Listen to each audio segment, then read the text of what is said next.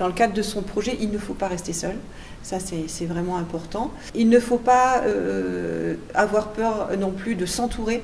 C'est-à-dire, comme je le disais tout à l'heure, voilà, de porter un projet à plusieurs, parce que forcément, quand on réunit deux intelligences, ça ne fait pas deux intelligences, mais ça en fait plutôt trois.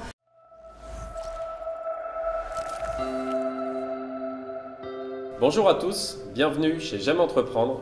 Aujourd'hui, on accueille Christine Vaca, directrice de l'incubation chez Linxium. Bonjour Christine, merci d'avoir accepté l'invitation pour ce Get Talk aujourd'hui. Je te propose peut-être, pour essayer de comprendre de quoi on va parler, que tu nous racontes un peu ton parcours jusqu'à cette position de directrice de l'incubation chez Linxium. Oui, d'accord, volontiers. Merci Guillaume, merci de m'avoir invité. Alors, mon parcours, c'est une formation de management, plutôt Sciences Po Grenoble, et puis un troisième cycle. De mon temps, ça s'appelait un DESS. Maintenant, ça doit s'appeler un Master 2. Oui. Voilà. Donc, en économie et en innovation. Et puis après, j'ai tout de suite commencé à travailler dans un cabinet d'études de marché pour le lancement de nouveaux produits industriels, pas grand public. Ensuite, j'ai travaillé dans le cadre de la gestion de projets européens d'innovation, toujours dans le domaine, encore une fois, de nouveaux produits, mais de façon très amont en phase de R&D. Et puis ensuite, j'ai embrayé, j'ai travaillé dans une start-up, où là, j'ai commencé à m'occuper du marketing opérationnel. Et puis la start-up, elle a grandi, elle a développé ses ventes, le parc de machines installé s'est développé à travers l'Europe, et on m'a demandé de prendre en charge l'administration des ventes. Et puis quand le parc a commencé à vieillir, on m'a demandé de prendre en charge le service client. Okay. Voilà, donc j'ai une expérience en start-up et puis j'ai grandi. C'était sur quel domaine cette start-up? Ouais, c'était une start-up dans le domaine de la chirurgie assistée par ordinateur. Alors aujourd'hui, ça nous paraît tous commun, mais c'était dans les années 2000, au début des années 2000, et il n'y avait pas encore si fréquemment que ça un ordinateur au sein du bloc opératoire. Donc la start-up pour laquelle j'ai travaillé avait pour objectif vraiment d'insérer l'ordinateur dans le bloc opératoire pour permettre aux chirurgiens d'avoir un GPS de ces instruments chirurgicaux et voir sur un écran d'ordinateur comment ces instruments naviguaient dans la zone à opérer sur le patient. Voilà. Et donc, après cette expérience en start-up? Oui. Alors, je suis partie 2 ans à Singapour, parce que la start-up, ça use beaucoup. Donc, j'ai eu la chance de pouvoir passer 2 ans à l'étranger, faire un bon break. Et puis, je suis revenue, j'ai travaillé chez Soitec, donc une jolie entreprise grenobloise, toujours dans le domaine de la high-tech. Là, j'ai travaillé dans les ressources humaines. Et à la suite de ça, j'ai intégré l'incubateur grenoblois qui s'appelait Grain à l'époque. Et là, j'ai pris en charge le programme de formation et l'accompagnement des entrepreneurs jusqu'à ce que Linxium prenne le relais de l'incubateur de Grain. Linxium étant, au-delà d'être un incubateur, une société d'accélération de transfert de technologie, mais je crois qu'on y reviendra. Justement, maintenant, pour qu'on comprenne ce qu'est Linxium, on peut peut-être commencer par définir ce qu'est une SAT, une société d'accélération et de transfert de technologie. À quoi ça correspond? À quoi ça sert, à quoi ça correspond? Voilà, l'acronyme, tu l'as dit, SATT, Société d'accélération de transfert de technologie. Donc c'est l'idée de faire du transfert de technologie, donc avec un émetteur de technologie, puis un récepteur, un bénéficiaire de technologie.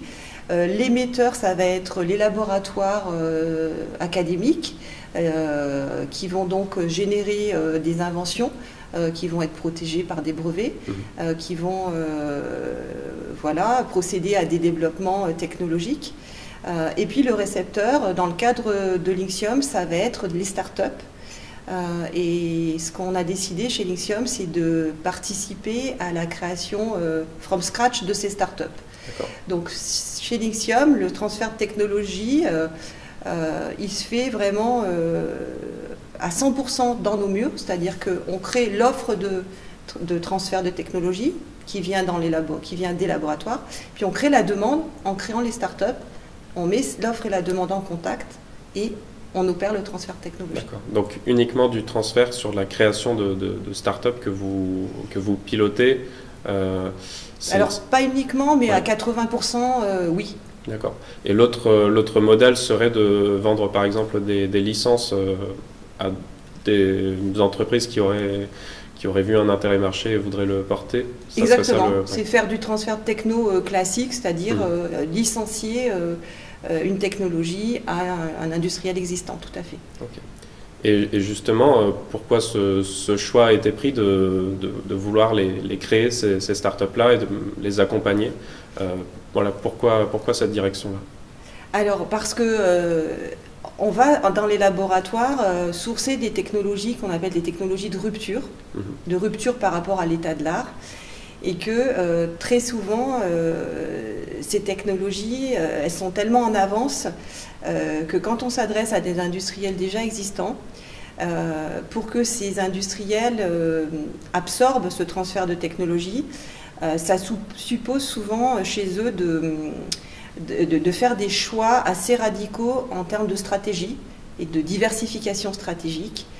Souvent, ça demande à ces industriels de se diversifier sur une nouvelle offre produit ou sur des nouveaux segments de marché et des fois de façon encore plus radicale d'aller vers des logiques de création de nouveaux marchés, c'est-à-dire nouveaux produits pour des nouveaux clients qui ne sont pas encore les leurs.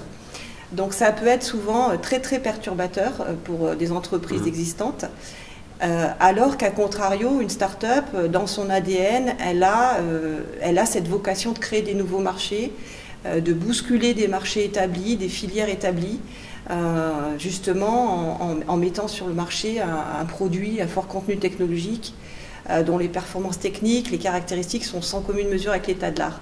Donc du coup, pour nous, c'était plus logique de faire du transfert de technologie très en rupture via la création de start-up, sachant que ces start-up, une fois qu'elles ont dérisqué le projet, une fois qu'elles ont montré qu'elles savaient transformer cette innovation technologique en produit à fort contenu technologique, qu'elles savaient le marketer, le vendre et qu'elles commençaient justement à créer ce nouveau marché, ces startups, elles peuvent être à ce moment-là rachetées par des industriels qui vont y trouver un intérêt.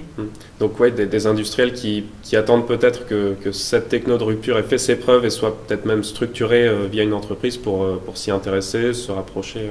Exactement, c'est le pari qu'on fait, c'est notre façon de voir effectivement le transfert de technologie de rupture.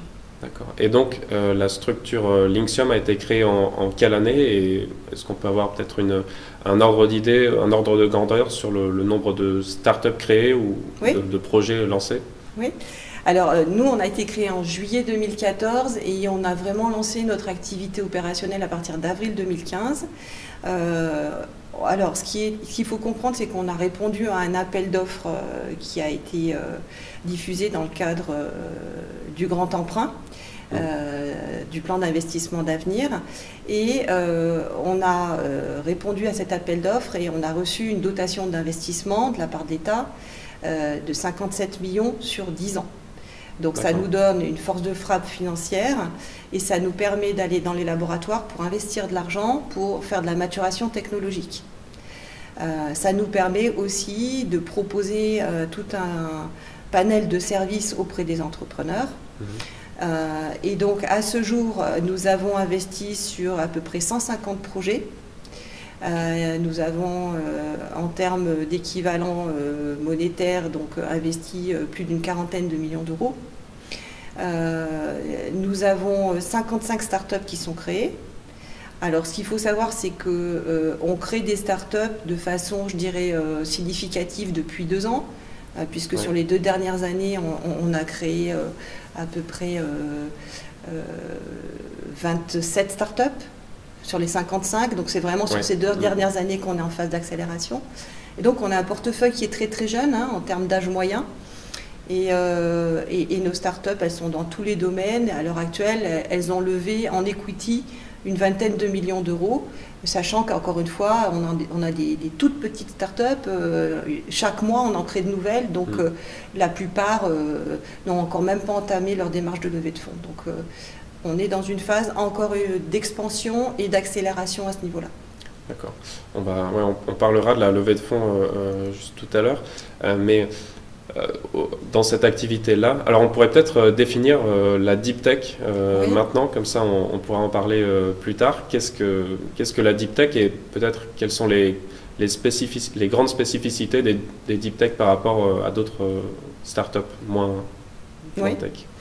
Alors, les startups deep tech, si on essaye de se dire, tiens, quel est le critère de segmentation, puisqu'on en a l'école de commerce, vous connaissez tous ça par cœur, hein, on se dit, tiens, il y a le marché des startups, comment est-ce qu'on peut trouver une façon de découper ça pour bien isoler ce segment de startup deep tech? On peut prendre le critère de segmentation de l'intensité technologique du futur produit. Et donc, on pourrait dire il y a des startups low-tech où il n'y a pas nécessairement un produit à fort contenu technologique, mais il y a avoir une innovation d'usage, une innovation de business model sur des canaux d'accès au marché, etc. Donc là, on peut retrouver beaucoup de startups dans le domaine B2B qui vont proposer des produits via Internet. Vous allez trouver, par exemple, je sais pas, une start-up qui vend des fruits déshydratés sur Internet. On l'appelle start-up. Les journalistes appellent ce genre de nouvelle société start-up. Mais on va comprendre par rapport à la start-up deep tech, voilà, il y a une grosse différence. Donc, on pourrait dire un premier segment de start-up low-tech. Après, on pourrait dire, il y a les high-tech. Donc là, on commence à amener quand même de l'innovation technologique. Mais on va être sur de l'innovation technologique qu'on appelle plus incrémentale, c'est-à-dire qui va se baser sur une technologie existante qu'on va améliorer. Et puis après, il va y avoir les startups deep tech, où là, on va être sur une dimension technologique extrêmement forte. Et on va être sur des produits dont les performances techniques sont complètement en rupture avec l'état de l'art. Et vous n'êtes plus en mesure de comparer un produit en rupture technologique avec n'importe quel autre produit. Donc ça veut dire qu'on change complètement d'univers et c'est ce qui fait la startup deep tech. D'accord. Et par rapport du coup à votre activité un peu d'incubateur, un peu d'accélérateur, en fait ça change tout. Vous ne pouvez pas fonctionner comme un incubateur traditionnel parce que par exemple les délais d'accès au marché, le time to market des startups deep tech peut être extrêmement long et extrêmement variable selon les projets. Du coup, est-ce que ça change quelque chose dans votre démarche d'accompagnement, sur notamment les délais d'accompagnement que vous offrez à ces startups avant peut-être de les laisser s'envoler? Alors, nous, on est sur des délais on est sur une durée d'accompagnement de 12 à 14 mois et nous intervenons très tôt dès l'antécréation, de 12 à 14 mois en antécréation. Donc on est dans un espace-temps qui est peu occupé par les incubateurs, c'est-à-dire qu'il y a peu d'incubateurs qui sont capables de remonter aussi en amont dans la création de start-up. Ça, c'est vraiment notre positionnement. Qu'est-ce que ça veut dire concrètement? C'est que par contre, on va beaucoup travailler sur les aspects plan de financement, parce qu'effectivement, l'entreprise ne va pas pouvoir générer du chiffre d'affaires et escompter, rémunérer ses dirigeants sur la base de chiffre d'affaires. Il va falloir trouver d'autres moyens de financer l'entreprise. Ça va être beaucoup d'argent public. Ça fait partie des règles du jeu de la start-up deep tech, d'aller chercher de l'argent public. Et puis, ça va être également de l'argent privé avec le recours aux fonds d'investissement. Donc, c'est deux piliers de financement sur lesquels on travaille énormément, bien évidemment, dans le cadre de notre accompagnement. Oui, donc justement, ces projets deep tech ont des besoins complètement différents des autres startups sur le plan financement. Est-ce que du coup, la levée de fonds ou donc vous l'avez cité aussi, le recours à des aides publiques est un passage obligatoire pour les deep tech, ou vous avez aussi des exemples de startups autofinancées en deep tech? Alors, je dirais que le mainstream, c'est celui qu'on vient d'évoquer, c'est-à-dire, encore une fois, du recours à de l'argent public. Et en France, on est extrêmement bien doté. On a le plan Deep Tech de la BPI qui vraiment est un plan de soutien extrêmement bien structuré dès l'anté-création jusqu'à des phases de développement et d'accélération de l'innovation. Donc c'est quelque chose qui est très phasé avec encore une fois une montée en puissance du soutien financier auprès des startups. C'est un soutien financier qui est à la fois sous forme de financement et d'investissement, parce que la BPI est capable également d'intervenir dans le cadre de levée de fonds. Donc c'est un passage obligé, l'equity aussi. Après, on peut avoir dans le portefeuille des startups qui sont en mesure d'accéder au marché beaucoup plus rapidement, notamment si elles sont dans le domaine du logiciel. Donc le time to market va être finalement beaucoup plus court que quand on a une startup deep tech dans le domaine hardware ou une startup qui développe un procédé industriel qui va mettre du temps parce qu'il va falloir un certain nombre de passages à l'échelle, de l'échelle, je ne sais pas moi, 1/10 et puis jusqu'à l'échelle 1. Donc on peut avoir effectivement des sociétés qui peuvent quand même générer du chiffre d'affaires rapidement et qui peuvent aller vers cette forme d'autofinancement. Ça existe aussi, y compris dans la deep tech. D'accord. Les projets donc, qui naissent au sein de Linxium, quel ratio il y a à peu près enfin, est-ce que même il est possible d'arriver de consulter Linxium, de solliciter Linxium pour créer son propre projet. Si par exemple j'ai un profil très business ou management, que j'ai un projet très technologique, est-ce que vous êtes en mesure de m'aider là-dessus ou bien vous piochez uniquement dans les labos, enfin vous détectez vous-même les technos à potentiel pour les amener sur le marché? Alors nous on est capable de faire les deux. On est capable d'accueillir dans nos murs un entrepreneur qui arriverait chez nous avec un projet technologique qu'il aurait commencé à packager par lui-même. Il aurait quelques briques techno qui lui appartiendraient. Et nous, ce que l'on va faire, c'est trouver un laboratoire qui va apporter donc, une expertise en complément de celle de l'entrepreneur. Et on va, nous, Linxium, investir de l'argent dans le laboratoire pour qu'il développe une brique techno à façon qui va venir servir en fait la roadmap technologique de l'entrepreneur. Donc on agit comme un effet levier, comme un complémentaire par rapport à ce que l'entrepreneur a déjà imaginé ou les briques technologiques qu'il a déjà en sa possession. D'accord. Pardon, excuse-moi Guillaume, parce que, encore une fois, notre vocation, c'est in fine de faire du transfert de technologie. Donc, il faut bien qu'on reste fidèle à notre vocation par rapport à d'autres incubateurs qui n'ont pas cette mission affichée de faire du transfert de technologie. Et une fois que cet entrepreneur a du coup accès à la technologie, comment il peut ensuite en tirer profit? Il y a peut-être aussi un aspect équipe et vous intervenez aussi sur l'aspect équipe. Est-ce que ça arrive de composer, de faciliter la composition d'équipe en intégrant des projets de différents profils? Oui, alors c'est vrai que la dimension équipe, pour nous, elle est très très importante. Les projets Deep Tech, c'est des projets qui sont ambitieux, c'est des projets qui sont risqués. Donc on se dit que forcément, ce genre de projets ne peuvent pas être portés par un seul individu. Il vaut mieux porter ce poids à plusieurs. Et puis, si on veut lever de l'argent, les fonds d'investissement investissent jamais ou très très rarement sur un seul entrepreneur.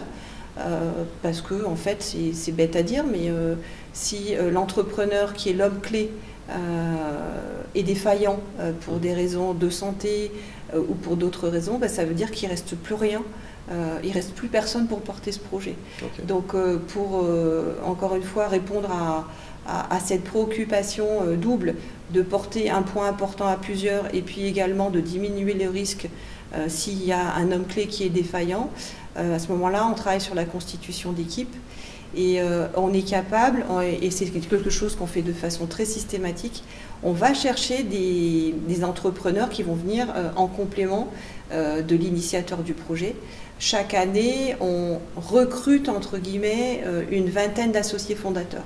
Je dis on recrute parce que ce n'est pas des opportunités salariées, c'est des opportunités d'association et de fondation de start-up. Donc là, c'est dans le chemin inverse, quand c'est l'équipe qui a la maîtrise technologique qui qui portent le projet sur le marché. Là, vous allez pouvoir les aider à compléter leur équipe avec un profil entreprise, business. Oui, okay. Oui, tout à Donc fait. les deux démarches sont les possibles. Deux sens. Ouais. Et justement, est-ce que vous pouvez nous parler de ces chercheurs entrepreneurs? Il y a eu très récemment un podcast qui est sorti pour parler du sujet en lien avec vous. Alors j'ai plus la source, mais on pourra la mettre en description. Voilà, un podcast qui parle de ces chercheurs qui finalement se lancent et créent leur start-up. Oui. Est-ce que vous avez peut-être un exemple, un bel exemple à raconter ou... Oui, bien sûr. Alors, c'est pas si fréquent que ça. Hein. Nous, chez nous, on a peut-être trois chercheurs par an qui veulent devenir entrepreneurs. Hein. Je parle de chercheurs, vraiment des chercheurs statutaires. Hein. Voilà. Après, on a d'autres types de chercheurs, entre guillemets, qui deviennent entrepreneurs. C'est notamment des jeunes docteurs. Donc un étudiant qui a fait sa thèse dans un laboratoire et qui en fin de thèse dit je me lance dans la valorisation de mes travaux et je deviens entrepreneur, je crée ma start-up. Mais là, si on parle vraiment des chercheurs statutaires qui veulent devenir entrepreneurs, voilà, c'est pas aussi fréquent que ça. Par contre, ces chercheurs qui font le choix de changer de vie de façon radicale, hein, parce que entre le fait d'être chercheur, de travailler au développement de connaissances nouvelles pour le bien de tous, et l'idée de se dire je deviens entrepreneur, ma volonté c'est de porter sur le marché mon innovation et de générer de la valeur à travers cette mise sur le marché de mon innovation, bah, ça suppose quand même un switch mental fort, y compris en termes de valeurs personnelles. En tout cas, ce n'est pas un switch mental en termes de valeur, parce qu'on ne se change pas aussi profondément, hein, parce qu'on devient entrepreneur. Mais en tout cas, c'est le fait d'assumer au grand jour que, oui, on était ancien chercheur, mais aujourd'hui, on veut devenir entrepreneur et on veut créer de la valeur avec son innovation.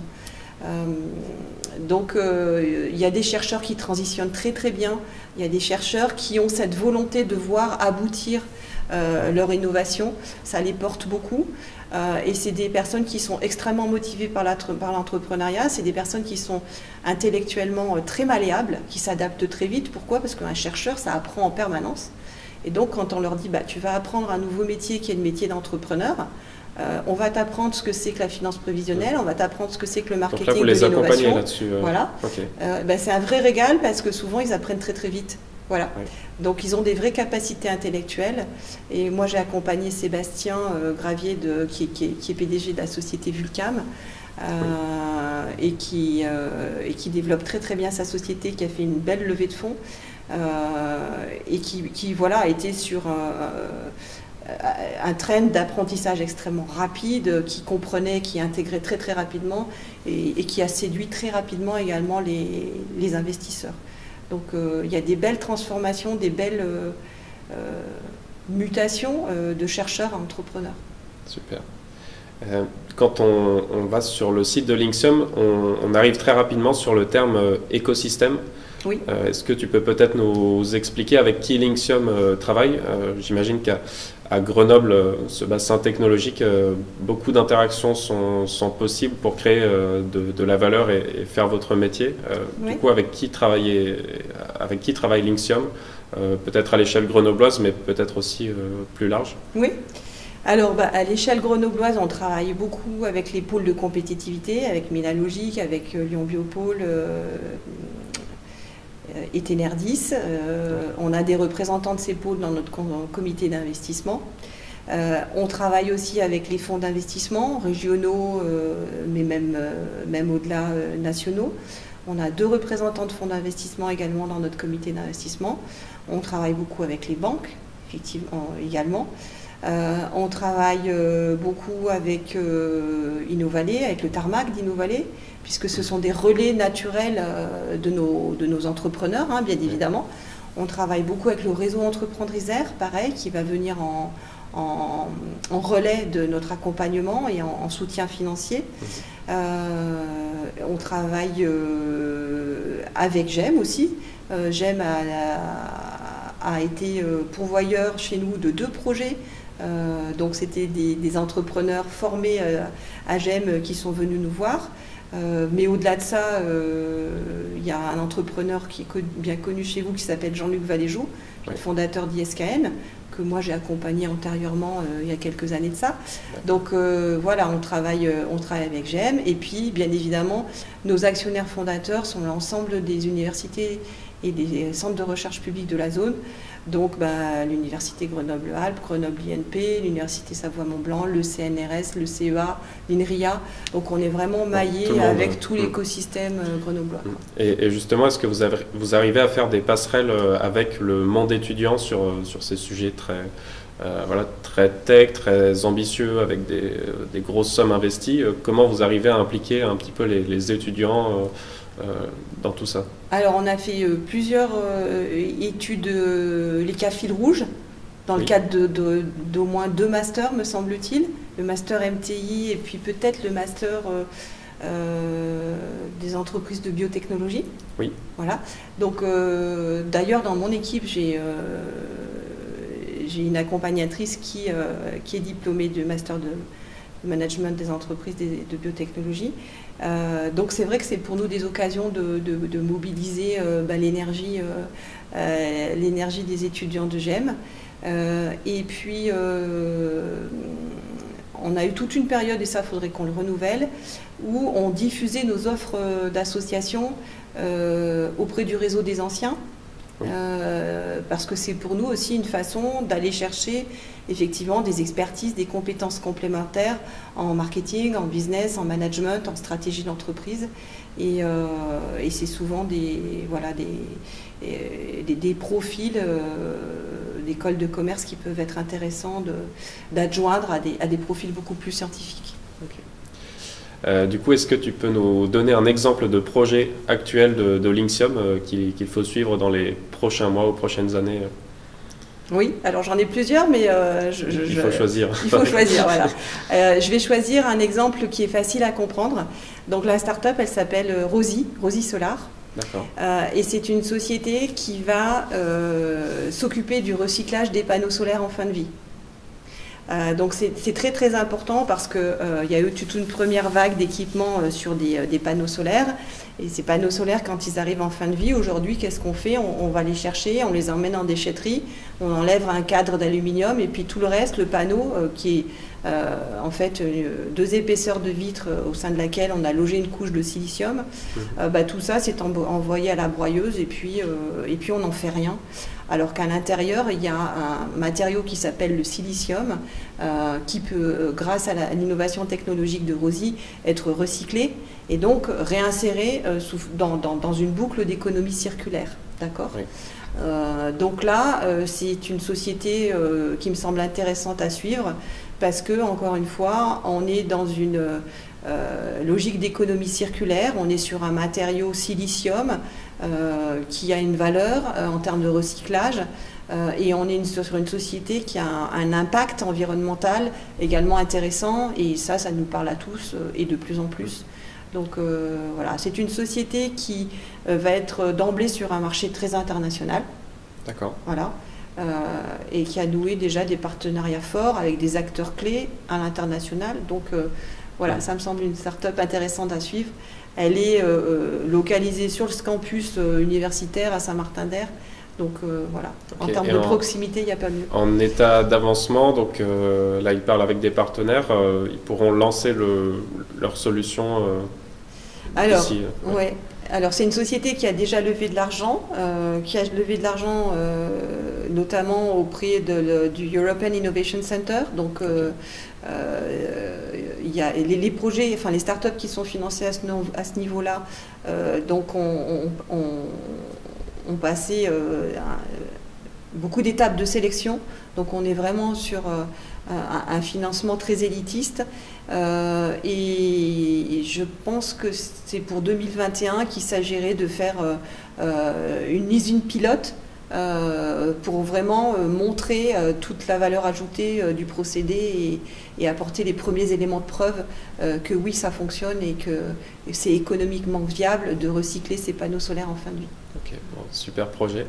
On va peut-être revenir un peu sur votre métier à vous, oui. ou ton métier à toi. Oui. Est-ce que tu es encore là dans l'opérationnel de l'accompagnement? Est-ce que du coup ton quotidien c'est d'accompagner ces porteurs de projets, ou alors quelle est la journée type un peu en tant que directrice de l'incubation à Linxium? Oui. Il y a, je dirais, pour partie, j'ai gardé de l'opérationnel, d'abord parce que c'est la vraie vie, elle est là. Hein. C'est super stimulant, enrichissant de côtoyer des entrepreneurs. Il n'y en a aucun qui se ressemble. Et puis les projets, c'est pareil, sont tous différents. Donc je garde une partie de mon temps en termes d'accompagnement opérationnel. Et puis après, le reste, c'est comme n'importe quel job où on a à rendre compte à nos financeurs, où on a à s'assurer que le flot de projet arrive bien au regard de nos objectifs. Voilà, et puis du management humain et je dirais voilà, le job classique quoi. Okay. Mais ouais, j'essaye de garder le lien avec les entrepreneurs parce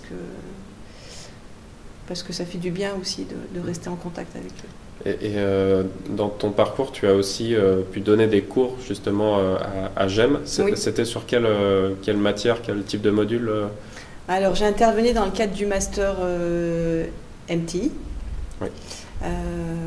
Management des technologies et d'innovation, et moi j'assurais le cours sur le marketing de l'innovation technologique, et je faisais aussi des cours sur Lean Startup. Voilà, donc j'intervenais dans le cadre de la promo des exécutifs et dans le cadre de la promo des jeunes, comment on l'appelle cette promo le programme Grande École. Grande École, ouais. Voilà, programme Grande École. Donc avec tout ton parcours à la fois dans des startups directement, dans des structures d'accompagnement et même des positions pédagogiques, est-ce que tu as maintenant des conseils pour les porteurs de projets ou ceux qui hésitent à se lancer? Voilà déjà un conseil assez général sur ceux qui hésitent à franchir le pas de l'entrepreneuriat.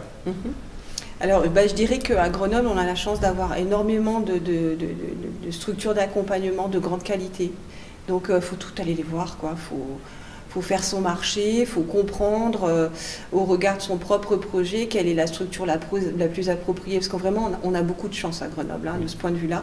Donc, il ne faut pas rester seul, ça c'est sûr. Il faut demander du soutien. Il faut considérer qu'on peut être accompagné pendant très longtemps, depuis l'intégration jusqu'à plus tard avec des pépinières, des incubateurs, des accélérateurs. Donc encore une fois, dans le cadre de son projet, il ne faut pas rester seul. Ça, c'est vraiment important. Il ne faut pas avoir peur non plus de s'entourer. C'est-à-dire, comme je le disais tout à l'heure, voilà, de porter un projet à plusieurs, parce que forcément, quand on réunit deux intelligences, ça ne fait pas deux intelligences, mais ça en fait plutôt trois. Donc vraiment, l'intelligence collective va jouer à fond. Et en plus, quand on est accompagné, on n'est plus deux, mais on est aussi la structure d'accompagnement et tous ces effets réseau et ces apports de conseils et de méthodologie. Et quelquefois même du support financier, donc ça peut aller très très loin. Il faut se former, et puis il faut aussi avoir une certaine dose de courage, c'est-à-dire que son idée, son concept, très très vite, il faut aller le confronter à la réalité du terrain. Donc très vite, il faut prendre son téléphone pour contacter la personne qu'on imagine comme pouvant être le futur client et rentrer très vite dans une logique de marketing stratégique et de découverte des besoins clients. Et ça demande du courage parce que le concept auquel on pensait au démarrage, finalement, il peut ne pas avoir d'écho chez le client qu'on imaginait, mais ça peut avoir beaucoup de vertus. Ça veut dire que soit on s'est trompé dans le concept, on peut le réajuster pour s'adresser toujours à ce client qu'on avait initialement intuité, ou à contrario, on se dit « Ok, c'est pas lui, mais ça peut être... Donc c'est un autre et il faut que j'aille à la découverte de cet autre ». Voilà, donc ça c'est l'autre recommandation. Il y a une pancarte là-bas qui dit tomber amoureux du problème du client et pas de sa solution. C'est ça. Donc c'est ok, toujours rester dans cette posture. Peut-être si on parle plus de deep tech, est-ce qu'il y a, alors pas une formule magique, mais peut-être trois piliers à vraiment surveiller pour réussir en lançant un projet à forte composante technologique? On en a peut-être vu un qui était l'équipe. Oui. Est-ce qu'il y a un autre levier pour réussir dans son projet tech? Pour réussir dans son projet tech, qu'est-ce qu'il faut faire? L'équipe, c'est sûr, on ne peut pas porter ça tout seul. L'argent, cash is king, a fortiori pour les startups deep tech qui vont générer peu de revenus pendant longtemps. Là, c'est extrêmement important. Donc, c'est pareil, il faut se préparer. Il faut connaître les guichets de financement. Encore une fois, en France, on est extrêmement bien soutenu. Donc, ça fait partie des règles du jeu de la start-up. Mais si on va aux US, on s'aperçoit que c'est pareil. Le gouvernement américain soutient énormément les startups. Il y a énormément de financement public pour les startups. Donc, il ne faut pas croire que la France aurait plus de facilité. Encore une fois, il faut jouer avec ces règles du jeu. Ces règles du jeu, elles sont très internationales. Et puis, il faut rester dans l'écoute client tout le temps. Il faut aller sur des contrats de co-développement pour avoir l'engagement le plus rapide possible de clients potentiels et driver avec eux le cycle de développement du produit. Et sur l'aspect justement financement, en effet, donc beaucoup de projets deep tech ont accès à des financements assez tôt, même quelques années avant de pouvoir mettre un produit sur le marché. Est-ce qu'il y a des risques liés à ça? Ok, on n'a même pas lancé notre produit, mais on a déjà beaucoup d'argent. Est-ce qu'il y a justement peut-être là des points de vigilance à avoir pour peut-être ne pas cramer tout son argent bêtement? Oui. Les points de vigilance, c'est les investisseurs qui vont d'abord les mettre à jour et puis qui vont les suivre au quotidien. Okay. Donc là, il y a nécessité d'établir une relation forte, de transparence, de confiance avec son investisseur. Je pense que c'est très très important. Quand on se lance dans la levée de fonds, il faut savoir pourquoi on cherche à lever de l'argent. Il faut en connaître les règles. Il faut savoir qu'un investisseur, il rentre dans votre société pour mieux en sortir et que lui, il a des objectifs de sortie à 5 ans, 6 ans, 7 ans, moyen terme. Mais il faut accepter cette règle du jeu et se dire que votre start-up va être un produit à vendre à horizon de 5-7 ans. Ne pas l'oublier. Il ne faut pas l'oublier. Parce que ça fait partie des règles du jeu. Après, se reposer la question de cette approche de la financiarisation des startups, c'est tout un autre sujet, bien évidemment. Les choses vont peut-être évoluer. On voit qu'il y a des fonds d'investissement qui développent ce qu'on appelle l'impact investing. Donc, c'est des fonds d'investissement qui vont rechercher des startups à impact, des startups dont la mission sociétale est forte. Et on peut supposer que ces fonds d'investissement seront beaucoup plus patients, vont rester beaucoup plus longtemps dans les sociétés, dans les startups, et vont leur donner les moyens de vraiment réaliser leur mission sociétale. Mais bon, voilà, ça c'est encore un autre sujet. On aura l'occasion d'en reparler. Merci beaucoup pour ce moment d'échange. Avec plaisir, Guillaume. Merci à toi.